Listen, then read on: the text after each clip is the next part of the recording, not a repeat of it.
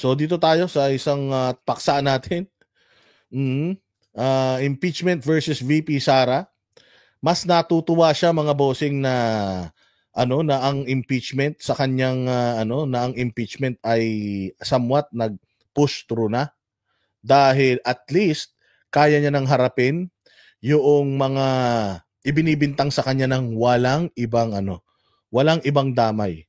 Sabi ni Putragis, wala pang 13-month pay. Naku po, patay tayo diyan. Oo, kung wala pang 13-month pay. Matulog na tayo niyan. Oo, walang iya ang dilim. Apakadilim ng ating buhay ngayon. Hi Boss Dada, bago lang ako sa page mo pero yung friend ko si BBS Las Vegas ang nagpadala parati sa akin ng mga vlogs mo. Ay talaga ba? DDS Las Vegas. Sige po. Huwag ka mag-alala, Chiamor of Las Vegas. Ma-entertain ka naman dito. Palamura lang ako, pero ganun lang talaga pagka meron tayong pag masyadong emotional tayo and masyado tayong passionate dito sa ating advokasya na gisingin ng sambayan ng Pilipinas mula sa pagkakabudol, yung pagiging zombie. Oy, Diego Latigo, magandang morning sa iyo, mabuhay ka. Anong oras na ba? Ngayon po, 1:22 na dito sa Japan. Dapat namamasyal na ako. Pero sige, pakinggan natin itong masasabi ni VP Sara tungkol sa impeachment laban sa kanya. Para kay Vice President Sara Duterte, mabuti na rin at naihain na ang 2 impeachment complaint laban sa kanya para masagot na raw niya ang mga inaakusa sa kanya. Sa ganitong paraan, hindi na rin daw madadamay pa ang kanyang mga tauhan. Sinagot din niya kung makakapunta sa susunod na investigasyon ng NBI sa pagtutok ni Argil Relator ng GMA Regional TV. I welcome that finally na-file na yung impeachment case na sinasabi nilang i-file nila since last. Galing talaga ni Inday Sara, no? Ba't ko nasabi magaling si Inday Sara? Kasi alam ni Inday, in the first place, noong una siyang pinatawag dun sa good government, remember? Pinatawag siya sa good government, tapos pinasusumpa siya ni Chuang Engot. Tapos sabi niya, challenge niya. So ba't mo ako pinasusumpa? What am I here? Why am I here? Am I here as a resource person or as a witness? Oh, nandito ka as a witness. No, you said here, sa invitation niyo sa akin, I'm here as a resource person. Why do I have to swear? Witness, nagsiswear. But a resource person, no. Hindi dapat nagsiswear. May mga ganun siya eh. Oy, thank you very much, Jake. Ibang klase talaga tong pare ko ha. Malupit talaga tong pare ko si Jake Arsobal. Salamat kayo, Mr. Chair. Mabuhay ka. God bless you. At sana ay say my regards to your little masungit wife and your 2 beautiful kids. God bless you, Jake Arsobal. Salamat po. So, si Inday Sara, nung nagpunta siya sa kamera na yun, pinasuswear siya, hindi siya nag-swear. Tapos, doon unang nabalihibuhan itong mga kumag sa Kongreso na kaya ko nga sinasabi na itong mga to kunyari pa pero idol neto mga Duterte. Noong panahon ng mga Duterte, kung pwede lang kahit may ipot yung tumbong ng mga yan, didilaan ng mga animal na to. Ganun yan sila. Kaya nung nagpakita ng pangil si Inday Sara doon sa good government, unang araw, nung in-invite siya, sabi niya, itong mga to, biglang talagang nagmukhang mga engot. Yung mga mayayabang, mga kupal na mga congressman, nagmukhang engot. Pagkatapos niyang magbigay ng litanya doon, na this is all political, blah, blah, blah, political persecution, ganito, ganyan. Hindi ako magiging part netong circus ninyo, so pwede na ba akong umalis? Umalis siya. Tapos ang interview niya, nung paglabas niya, yung interview niya, paglabas niyang ganun, anong sabi ni Inday?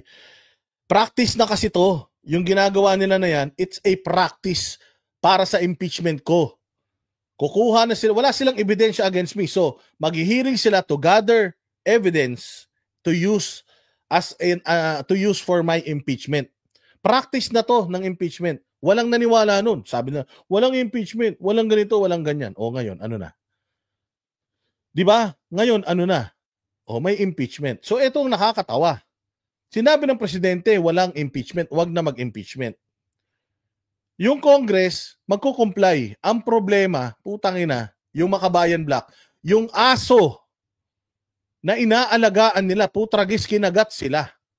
So ngayon, nag-file ng makabayan ng impeachment laban kay Inday Sara sa opisina ni Inday Sara. Hindi pwedeng deadmahin yun ng Congress kasi pwede silang idemanda ng mga nagdemanda na hindi inasikaso yung demanda nila. Kuha nyo? So ngayon, na-compromise itong taga good government. Yan sila Chua, na-compromiso siya. Parang sinasabi niya ngayon, I cannot decide on that kasi hindi ko committee yan. Let the commission or the committee on justice to decide whether asikasuhin nila yan. So, yung kanilang ngayon, yung play, yung pautot nila ngayon na sinasabi ni BBM para sa solidarity sa Pilipinas at wala nang gulo, na wala nang impeachment, pucha ngayon nabulabog. Bakit? Kasi nag-alaga kayo ng ahas. Yan nga yung natutunan ko sa isang pagtuturo ni Pastor Apollo Kibuloy na you do not expect a snake to bark. Ano ang nature ng isang ahas? Ano ang nature ng isang makamandag na cobra? Ang nature niyan, manuklaw. So whether alagaan mo yan, mula maliit, palakihin mo, pakainin mo yan, ang nature niyan, tutuklawin ka niyan kapag may pagkakataon yan. Masisisi mo ba yung cobra na tinuklaw ka kahit na inalagaan mo naman siya? Hindi mo siya masisisi. Why? Kasi nga, putay na cobra yan ahas yan. Do you expect a snake not to act like a snake? Hindi ba meron ngang isang kwento tungkol sa isang malaking sawa, remember? Maliit pa yung sawa, kasama niya na sa pagtulog, hanggang lumaki na. Meron daw isang araw na yung sawa na yon, ini-stretch niya yung sarili niya sa tabi nung taong nagpalaki sa kanya. So ang sabi nung tao, ang galing talaga nung ahas ko, para na siyang tao, humihiga na siya ng diretso katulad ko. Ngayon, ang sabi nung isang veterinaryo, naku, hindi. Hindi kanyan hindi siya umi-stretch at ginagaya niya ikaw na diretso matulog. Kaya siya umi-stretch, check niya lang, sinusukat niya lang kung lulunukin ka niya, kung kasya ka na ba sa katawan niya. Dahil yung sawa na yun hindi pa enough yung kanyang haba, kailangan niya pang mag-antay ng ilan pang taon para mas mahaba na siya at malunok niya na yung amo niya. Because again, yun po ang nature ng mga ahas. Yung manuklaw. Kaya ngayon, yung diskarte ni Bongbong at ng Congress, sinisira ngayon ng makabayan kasi mga yan naman. Wala naman talagang ibang gustong gawin yan kundi sirain ang bayang Pilipinas. So, yung play nila of magiging mabait si Bongbong, magiging siyang parang reason, magiging siyang parang taga-amend ng hindi pagkakaunawaan, pucha, sinira nito mga makabayan.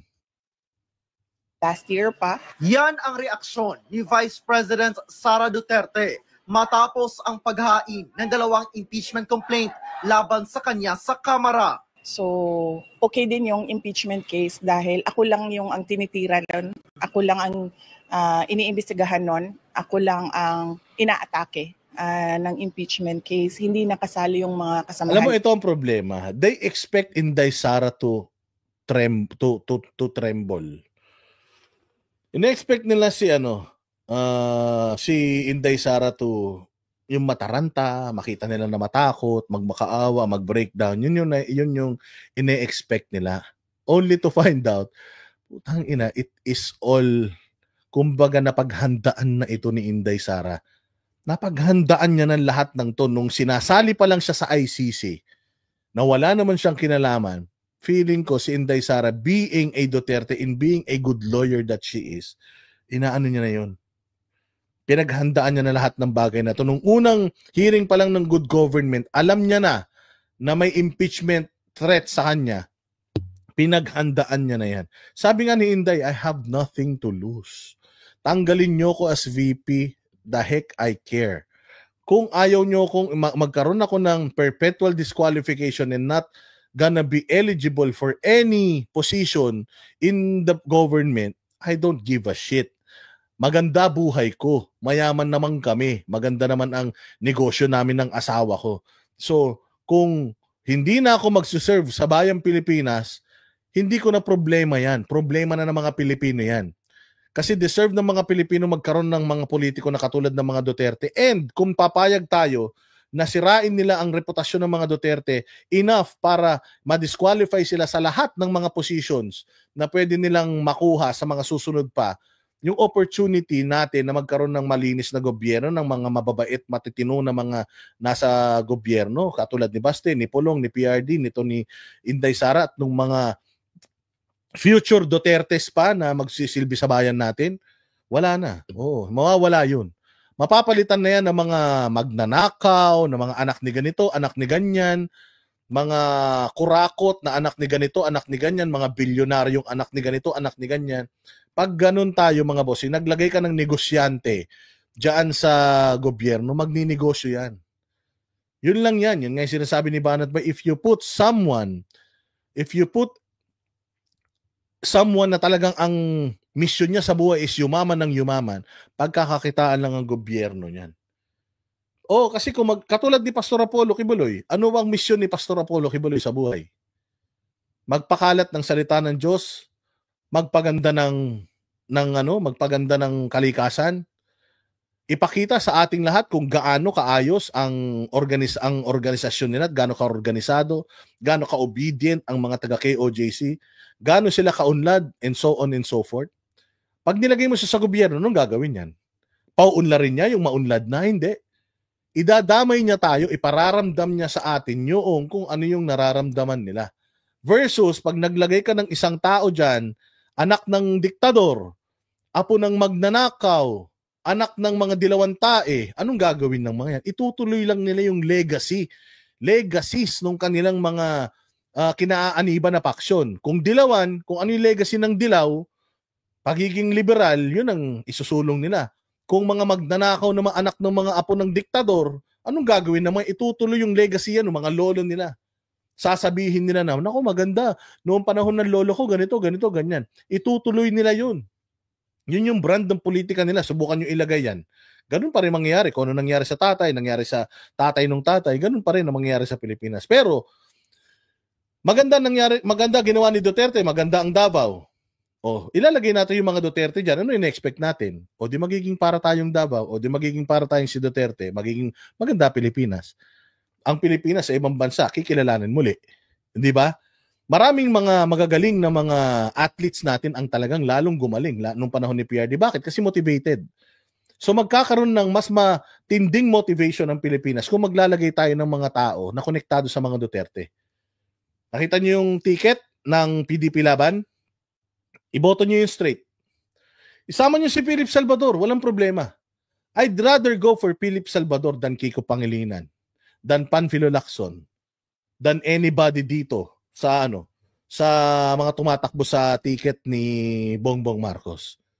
I'd rather go for a Philip Salvador na alam kong may puso at tutulong talaga sa Pilipinas. And magiging successful si Pastor Apollo Kibuloy sa lahat ng mga panukala niya kung mayroong mga grupo ng senador na susuporta doon sa mga panukala niya. Because again, pastor is just one person. Ang Senado, ang Kongreso is a numbers game. So if si pastor lang ilalagay natin, yung iba hindi, wala rin. Magmumukha lang hindi successful ang senatorial bid, ang senatorial yung pagkapanalo ni pastor kung mananalo siya. Kung hindi natin sasamahan nung mga congressman na mga senador and congressman na magko-complement doon sa mga gusto ni pastor na mangyari sa Pilipinas. So, ganun po yan. And itong kay Inday Sara, alam naman natin na itong ginagawa nila kay Inday Sara is part nung kanilang pagsira sa chances ng mga Duterte to lead the country again. Why? Inday Sara, PRRD, kalaban ng mga adik, mga pusher, mga drug lord, mga smuggler, kalaban ng mga insurhensya ng mga terorista, komunista, lahat ng masasamang loob. Pati mga kurakot sa gobyerno. Ngayon, pag wala na si Inday Sara, pag pumayag tayo na perpetually disqualified si Inday Sara for holding any government position, wala na, mga bossing. Yung mga second generation breed of politicians na naka-line up ngayon na magiging magmamay-ari ng pagiging presidente ng Pilipinas are all anak, apo ng diktador. Anak, apo ng mga dilawang tae. Hanggang doon na lang tayo, hindi na po tayo aabante. Diyan na tayo, stagnant na tayo dyan, or worse, pababa talaga tayo. Naunahan na tayo ng Cambodia. Naunahan na tayo ng ibang mga bansa sa buong Southeast Asia. Dati ang Pilipinas. Napaka natin. Kumbaga, prominente tayo sa Southeast Asia. Kahit na merong Singapore, kahit na meron pang ibang mga bansa sa Southeast Asia na mas malakas ang ekonomiya sa atin, when you say the Philippines, competitive yan. Kapag pinabayaan natin na itong mga Duterte na to, mawala sa posisyon, mawala sa sirkulasyon, huwag na kayong magreklamo kung ano mangyayari sa bayan natin Pilipinas at anong magiging buhay ng mga anak, mga apo ninyo sa future. Department of Education, masagot na ng final kung ano yung mga inaakusa nila sa akin. Kasama sa grounds ng impeachment complaint ang kinukwestyong paggamit ng confidential funds ng Office of the Vice President at ng DepEd. Pati na ang mga sinasabing naging banta ni VP Sara laban kay Pangulong Marcos, First Lady Liza Marcos at House Speaker Martin Romualdez. Ang paghain ng reklamo itinuloy sa kabila ng nauna ng pahayag ni Pangulong Marcos laban dyan. Bagay na sinang-ayunan ng Iglesia ni Cristo na nagkakasa ng isang pagkilos kontra sa impeachment. Katulad niyan, anong sinabi ng Congress sa Iglesia ni Cristo?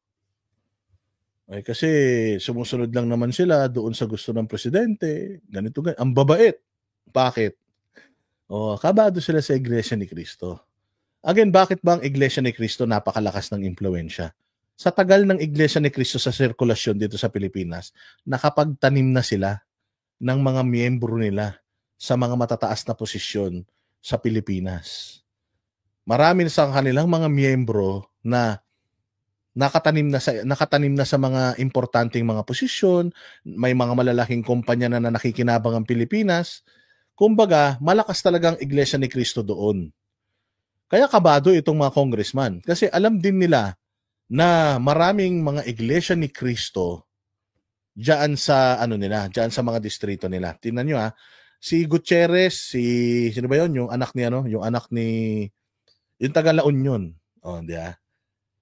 Itong taga La Union na congressman na dating napakayabang yan, di ba? Napakayabang ng na yan, si Ortega, di ba? Napakayabang niyan. Tingnan mo, Iglesia ni Cristo, pumalag, anong sabi niya? Inirespeto natin ang kapatiran, bla bla bla. Ulul. Tatakbo ka sa distrito mo diyan sa La Union. Tatakbo ka. Alam mo for a fact na malaki ang bilang at ang buong Iglesia ni Cristo, buong Pilipinas talaga yan. Mula sa pinakamaliliit na barangay hanggang sa mga pinakamalalaking barangay, meron yan. Mga botante yung mga yan. Pagka ikaw may masama kang sinabi sa Iglesia ni Cristo, sigurado ako, yaang mga botante na Iglesia ni Cristo dyan sa probinsya mo, kupal ka, hindi boboto sa'yo. Kaya pinasasakay lang kayo nito. Mga kapatid natin Iglesia, pinasasakay kayo nitong mga congressman na hindi bumabati ko sa inyo. Kasi alam nila, kailangan nila kayo sa 2025. Iboto nyo yung mga yan. Pag nanalo yan, pusta tayo.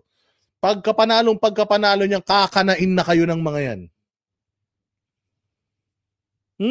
Kakanain kayo ng mga yan. Yung mga congressman ngayon na ang gaganda ng sinasabi sa inyo, patay kayo sa mga yan pagka nanalo yan. Unang-unang gagawin yan, Iglesia kalabang ka pala yari ka. O kaya nga ang Malacanang hindi rin nagkokomento tungkol doon sa statement ng Iglesia ni Cristo .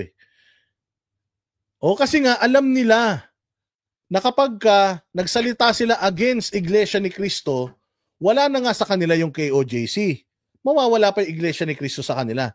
Pero humanda kayo, mga kapatid na Iglesia, humanda kayo. Pagtapos ng 2025 elections, dudurugin kayo ng mga putang ina niyan. Maniwala kayo sa akin. Ganyan-ganyan ang ginawa nila noon kay Pastor Apollo Kibuloy. Nung kailangan nila yung tulong ni Pastor Kibuloy, ang bait nila kay Pastor. Si Boying Rimulya, ang bait kay Pastor. Nung panahon na nahuli yung anak niya, ano nagbigay sa kanya ng break para mag-explain? SMNI. Na-explain niya yung gusto niyang i-explain tungkol sa pagkakahuli ng kapatid niya. Galing abroad, dumiretso pa yan sa Davao, sa KOJC para lang humingi ng tulong. Tinulungan yan. Anong ginawa ng DOJ sa kanya? Pagka panalo ng pagkatapos, di kinana siya. Si Bongbong, ganun din. Lahat ng media, binabanata si Bongbong, anak ng diktador, ganito, ganyan, magnanakaw, and all. Wala ni isang network ang inatinan ng debate. Anong ginawa ng SMNI? Gumawa sila ng debate para kay Bongbong. Yung patas, para makapagsagot si Bongbong ng mga kung ano yung gusto niyang isagot. Hindi yung pagkakaisahan lang siya. Anong ginawa ni Bongbong sa SMNI? Anong ginawa nila? Tinanggal yung ng SMNI, yung prangkisa. Anong ginawa ni Bongbong sa simbahan? Dinesecrate. Paano mo sasabihin hindi sangkot si Bongbong doon? Kutsa siya yung salita ng salita.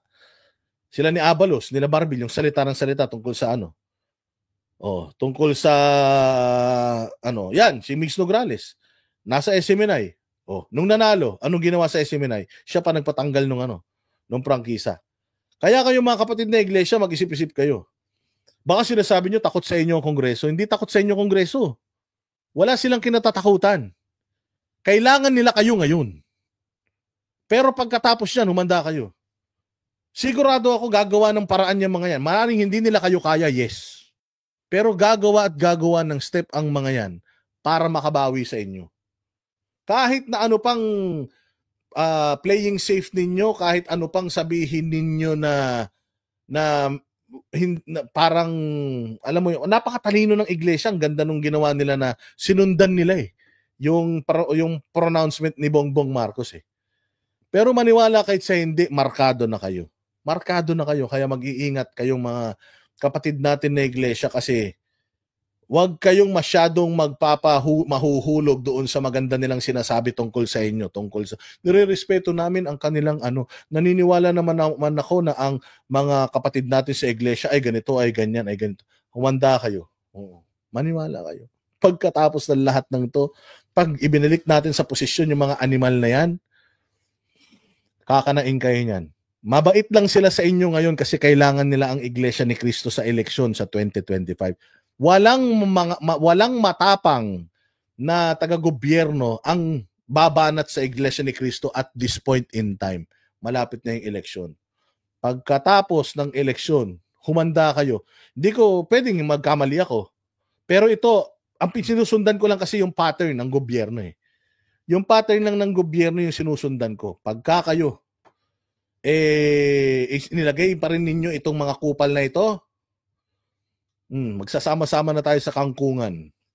Naiintindihan ko yon na gusto ng INC ng kapayapaan sa ating bansa dahil sabi niya, Baptist ako, pero boboto ako kay pastor. Hindi dahil naniniwala ako sa mga preachings niya, pero dahil naniniwala ako sa gusto niyang gawin para sa Pilipinas. After all, Pilipinas naman yung importante Yes, importante yung religion. Meron na akong sariling relihiyon na pinaniniwalaan At hindi naman sinasabi ni Pastor Apollo Kibuloy na siyang pinakamagaling na pastor sa buong mundo Ang kinakampanya naman ni Pastor Apollo Kibuloy sa inyo yung kaya niyang gawin para sa Pilipinas Hindi naman niya sinasabi na mas magaling ako sa inyo, mas magaling yung simbahan ko sa inyo. Wala, kami nga lang yung mayabang Na simbahan nila ganito Kasi nakita namin Pero sila, narinig mo sila na ipinagyabang nila yon? Hindi. Kami yung mayayabang. Kami yung nagyayabang para sa kanila. Kasi masyado silang humble Hindi naman ibig sabihin nito na pagka binoto mo na si pastor, kailangan maniwala ka na sa mga, sa mga, sa kanyang doktrina Magkakaiba tayo Magkakaiba. Meron pa rin. Never ito lagi niyong tatandaan. Never ang KOJC nagsabi sa amin na, convert na kayo sa amin, Boss D. Para talagang maging na kayo, maging worker na kayo. Walang ganun. Ni isa. Palagay ko, ayaw din naman nila. Kasi, wala na Pagka pumunta na kami doon, it's either masunog yung simbahan nila o baka kami. Kasi hindi kami talaga mababait. Mababait talaga pagka pumunta na sa kanila. At feeling namin, katulad ni Inday Sara, sinabi naman niya na ako, wala pa ako dun sa ganung spiritual na stage, yung I love your enemy. Ganun yun. Kasi kapag pumasok ka sa KOJC, iaalay mo na lahat sa kanila. Iaalay mo na lahat sa pagsisilbi. Ganun yun. And wala pa tayo sa ganung stage. At napakahirap gampanan nun. Dito na lang tayo sa pagbanat sa mga politiko. Never sila nag-ano sa atin. Never silang nag-offer sa atin ng anything na, sige na, mag-ano na kayo. KOJC na kayo. Magpa-member, pa-baptize na kayo. Walang ganun. Walang ganun. Tinaray ko nga si Jay. Sabi ko, ma'am, si Jay, ba pwede pa-baptize na natin para magkaroon ng direksyon ng buhay? Alam mo sabi ng KOJC? Hindi pwede. hindi pwede. Hindi kami basta-basta tumatanggap ng hindi namin sinasabi na hindi karapat-dapat si Jay, pero hindi kami basta-basta tumatanggap. Kailangan talagang ikaw mismo buo na sa sarili mo na magsisilbi ka na sa Panginoon. Ganun sila. Walang yan. So wala yun. Hindi yun yung kasama. Hindi kasama sa package yun, ha. Yung pagkapanalo ni Pastor Apollo Kibuloy, kailangan na natin mag-convert lahat sa kanila. Hindi po ito hindi po ito tawag din Hindi po ito package deal. Ang gusto natin kay Pastor Apollo Kibuloy is yung galing niya, yung zero corruption niya, yung vision niya sa Pilipinas. At gusto natin na maranasan natin yung naranasan ng lahat ng mga miyembro niya na hindi mo kailangang pumasok sa kanilang simbahan, na hindi mo kailangang mag-convert sa kanilang simbahan. Well, if meron kayong calling sa mga puso ninyo na feeling nyo, gusto mong sumama sa simbahan ng KOJC at gusto nyo magpabinyag, you are all free to do that. After all, buhay nyo yan. Okay, so hindi ito usapan ng kung anong relihiyon, kung anong ganito o ganyan. Ang importante dito, ano yung kaya niyang gawin para sa bayan. Pasok. Sa opisina ng Office of the Vice President kasi yun din naman ang gusto ng lahat ng mga kababayan natin. Salamat kayo, Jordan Bulangis. Tama, boss. Hindi ito usapang relihiyon. Dapat magkaisa tayo kahit anumang pananampalataya natin para sa ating mahal na Pilipinas. Pilipinas, hindi mahal na simbahang kinaaaniban. Mahal na Pilipinas because after all, we are all Filipinos and we deserve a government, a Philippines na ibibigay sa atin lahat ng mga pangangailangan natin. Merong kapayapaan at merong tuloy-tuloy na kaunlaran sa ating bansa. Sa pagtatapos ng pagdinig ng House Committee on Good Governance and Public Accountability tungkol sa confidential funds ng Department of Education at Office of the Vice President, sabi ni Duterte, makakahinga na ng maluwag ang staff ng dalawang opisina. Matapos naman hindi makapunta sa investigasyon ng NBI noong November 29 ukol sa kanyang banta umano sa buhay ng Pangulo, sabi ni VP Sara, hindi pa rin siya makakapunta sa bagong schedule ng pagdinig sa Miyerkules. Yes, kaya nga may separation of state and the church. Kapag nasa politika tayo, magkaisa ang mga Pilipino laban sa maling gobyerno, walang relihiyon. Hindi ito usapan ng relihiyon. Pagdating sa Pilipinas, separation yan of state and the church. Kaya nga, hindi talaga pwede magsama yan. Wala talagang katapos ang debate yan. Who's the best, who's better, who's this and that. Walang yun. So, ayan. So, napakaganda nitong inyong comment. Walang pakialam dito, relihiyon. Tama. Tao mismo ang magbabago with God. Yes. Kayo mismo. Baka iniisip ninyo na, pag nanalo si pastor, pakakalat lang niya yung relihiyon sa kalat na po. Hindi na kailangan ipakalat ni pastor ang simbahan niya sa buong Pilipinas kasi sa buong mundo kumalat na. Bago pa siya pumasok dito, sabi ko nga sa inyo, lahat nagawa na niya. Lahat napatunayan niya na. So wala na kayong butas na makikita kay pastor. Yan ang panatero, walang inuurungan. Pag tama palakpakan, pag mali